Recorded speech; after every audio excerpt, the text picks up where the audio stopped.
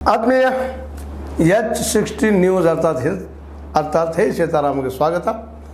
ನಾನು ನಿಮ್ಮವ MI ಅಥವಾ ಮಲ್ಲಪ್ಪ ಜೊತೆಯವರು. ಆತ್ಮೀಯರೇ, ಇತ್ತೀಚೆಗೆ ವಿಶೇಷವಾಗಿ ರಾಹುಲ್ ಗಾಂಧಿಯವರು ನೇರವಾಗಿ RSS ಮೇಲೆ ದಾಳಿ ಮಾಡ್ತಾ ಇದ್ದಾರೆ. ನೀವು ನೋಡ್ತಾ ಇದ್ದೀರಿ, ಗಮನಿಸ್ತಾ ಇದ್ದೀರಿ.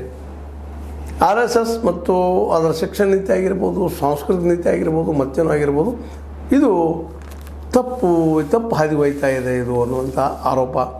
ಜೊತೆಗೆ ನಮ್ಮನ್ನು ಯಾವುದೋ ಕಾಲಕ್ಕೆ ಹೋಯ್ತಾ ಇದೆ. ಅದರಲ್ಲೂ ಶಿಕ್ಷಣದ ವಿಷಯಕ್ಕೆ ಬಂದಾಗ ನಮ್ಮನ್ನು ಸಂಪ್ರದಾಯವಾದಿಗಳನ್ನಾಗಿ ಮತ್ತೇನೋ ಆಗಿ ಮೂಡಿಸ್ತಾ ಇದೆ, ತಯಾರಿಸ್ತಾ ಇದೆ. ವಿಚಾರಧಾರೆಗಳು ತಪ್ಪಿದ್ದಾವೆ ಅಂತ ಹೇಳ್ತಾ ಇದ್ದಾರೆ. ನಿಧಾನಕ್ಕೆಲ್ಲ ಶಿಕ್ಷಣ ಸಂಸ್ಥೆಗಳು, ಅದರಲ್ಲೂ ಮುಖ್ಯವಾಗಿ ಇವತ್ತು ಯೂನಿವರ್ಸಿಟಿಗಳಾಗಿರ್ಬೋದು, ಮತ್ತೇನೋ ಆಗಿರ್ಬೋದು, ಅಲ್ಲೆಲ್ಲ RSSದ ಗೆರಡಿಯಲ್ಲಿ ತಯಾರಾದಂಥ ಚಾನ್ಸಲರ್ಗಳಾಗಲಿ, ಕುಲಪತಿಗಳಾಗಲಿ ಮತ್ತು ಅವ್ರು ನೇಮಿಸುವಂಥ ಕೆಲಸ ನಡೆದ. ಇದು ತಪ್ಪು, ಇದಾಗಬಾರ್ದು. ಯಾಕಂದ್ರೆ ದೇಶ ಒಂದು ಧರ್ಮದ ದೇಶ ಆಗಿ ಉಳಿದಿಲ್ಲ. ಎಲ್ಲ ದೇಶಗಳು, ಎಲ್ಲ ಭಾಷೆ, ಎಲ್ಲರ ದೇಶವೂ ಇದಾಗಿದೆ, ವೈವಿಧ್ಯತೆ ಇಲ್ಲದ. ಅಂಥ ಒಂದು ಸತ್ಯ ಸಂಗತಿಗಳ ಆಧಾರದ ಮೇಲೆ ರಚಿತವಾದ ಇತಿಹಾಸದ ನೆಲೆಗಟ್ಟಿನಲ್ಲೇ ನಮ್ಮ ದೇಶ ಮುಂದೆ ನಡೀತಾ ಇದೆ. ಎಲ್ಲರೂ ಕೂಡಿಕೊಂಡು ಹೊಂದಾಣಿಕೆ ಮಾಡ್ಕೊಂಡು ಹೋಗುವಂಥ ಒಂದು ವ್ಯವಸ್ಥೆ ಮಾಡಬೇಕಾಗಿದೆ. ಅದಕ್ಕೆ ಈ ದಿಶೆಯಲ್ಲಿ ನಮ್ಮ ರಾಷ್ಟ್ರೀಯ ಶಿಕ್ಷಣ ನೀತಿ ಎಡುತ್ತಾ ಇದೆ ಅನ್ನೋ ಕಾರಣಕ್ಕಾಗಿ ಅವರು ಇತ್ತೀಚೆಗೆ ಜಂತರ್ ಮಂತರದಲ್ಲಿ ಒಂದಿಷ್ಟು ಇಂಡಿಯಾ ಏನು ಘಟಬಂಧನ ಅದ ಸಂಘಟನೆ ಅದ, ಆ ಸಂಘಟನೆಗೆ ಪರವಾಗಿದ್ದಂತಹ ಒಂದಿಷ್ಟು ಜನರ ಅಂದರೆ ವಿದ್ಯಾರ್ಥಿಗಳ ಮುಂದೆ ತಮ್ಮ ಮಾತನ್ನು ಮಾತಾಡಿದ್ದಾರೆ.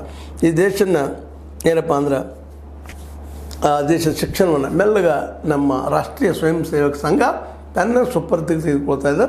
ಇದರಿಂದ ಶಿಕ್ಷಣ ಮತ್ತು ನಮ್ಮ ವಿಚಾರಧಾರೆಗಳೆಲ್ಲ ಸಂಪ್ರದಾಯವಾದ ನೆಲೆಗಟ್ಟಿನಲ್ಲಿ ಹೋಗ್ತಾ ಇದ್ದಾವೆ. ಮನಸ್ಸುಗಳು ಏನಾಗ್ತಾವಪ್ಪ ಅಂತಂದ್ರೆ ಧರ್ಮದ ನೆಲೆಗಟ್ಟಿನಲ್ಲೇ, ಮತ್ತೊಂದು ನೆಲೆಗಟ್ಟಿನಲ್ಲೇ, ವರ್ಣಾಶ್ರಮ ನೆಲೆಗಟ್ಟಿನಲ್ಲೇ, ಮನೋವಾದ ನೆಲೆಗಟ್ಟಿನಲ್ಲ ಮುಂದೆ ಹೋಗುವಂಥ ಸಾಧ್ಯತೆಗಳಿದ್ದಾವೆ. ಇದನ್ನು ತಡಿಬೇಕಾಗಿದೆ.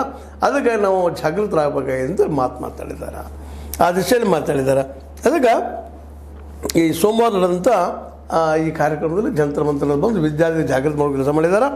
ದೇಶದ ಶಿಕ್ಷಣ ವ್ಯವಸ್ಥೆ ಮತ್ತು ಭವಿಷ್ಯವನ್ನು ಹಾಳು ಮಾಡಲು ಒಂದು ಸಂಸ್ಥೆಯು ಬಯಸಿದೆ. ಆ ಸಂಸ್ಥೆಯ ಹೆಸರು ರಾಷ್ಟ್ರೀಯ ಸ್ವಯಂ ಸೇವಕ ಸಂಘ. ನೇರವಾಗಿ ಆರೋಪ ಇದು ಹೀಗೆ ಮಾಡ್ತಾ ಇದೆ. ಶಿಕ್ಷಣ ವ್ಯವಸ್ಥೆಯು ಅದರ ಕೈಯಲ್ಲಿ ಸಿಕ್ಕರೆ ದೇಶವೇ ನಾಶವಾಗಲಿದೆ. ಈಗಾಗಲೇ ಶಿಕ್ಷಣ ವ್ಯವಸ್ಥೆಯು ಮೆಲ್ಲಗೆ RSS ಕೈಗೆ ಹೋಗುತ್ತಿದೆ. ಇದು ಮುಂದುವರೆದಲ್ಲಿ ಯಾರೊಬ್ಬರಿಗೂ ಕೆಲಸ ಸಿಗುವುದಿಲ್ಲ, ಇಡೀ ದೇಶದ ಕಥೆಯೇ ಮುಗಿಯಲಿದೆ ಅನ್ನುವಂಥ ಮಾತನ್ನು ಮಾತಾಡೋದ್ರ ಜೊತೆಗೆ ದೇಶದ ಶಿಕ್ಷಣ ವ್ಯವಸ್ಥೆ ವಿಚಾರದಲ್ಲಿ ಮಾತ್ರ ಎಂದಿಗೂ ರಾಜ್ಯ ಆಗುವುದಿಲ್ಲ ಅನ್ನೋ ಮಾತನ್ನು ಸ್ಪಷ್ಟಪಡಿಸಿದ್ದಾರೆ. ಇಲ್ಲ, ಒಂದು ವಿಷಯ ನಾವು ಗಮನಿಸಬೇಕಾಗಿದೆ. ಈ